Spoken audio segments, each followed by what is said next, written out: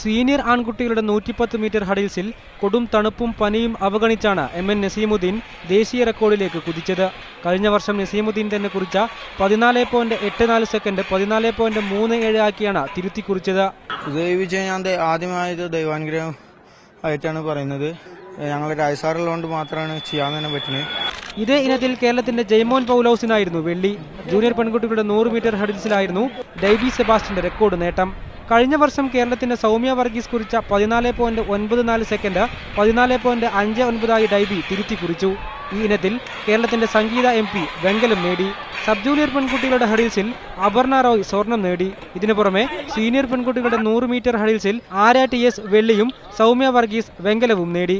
Senior ആൺകുട്ടികളുടെ ഹഡിൽസിൽ 2.11 metre ചാടിയാണ് ശ്രീജിത്ത് റെക്കോർഡിട്ടത്. കർണാടക താരം ഹർഷിതിന്റെ 2.10 മീറ്റർ ശ്രീജിത്ത് മറികടന്നു. Guruvayur Sreekrishna higher secondary school വിദ്യാർത്ഥിയാണ് ശ്രീജിത്ത് മോഹൻ. ഇതേ സ്കൂളിലെ KS അനന്തു സബ് ജൂനിയർ ഹൈജമ്പിൽ ദേശീയ റെക്കോർഡ് നേടിയിരുന്നു. ഹൈജമ്പിൽ 3ാമത്തെ ദേശീയ റെക്കോർഡാണ് കേരളം ഇന്ന് നേടിയത്.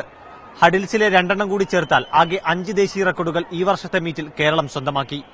ബിർസ മുണ്ട സ്റ്റേഡിയത്തിൽ നിന്നും ക്യാമറമാൻ പ്രമോദിനോടൊപ്പം സവാദ് മുഹമ്മദ്, മീഡിയ 1.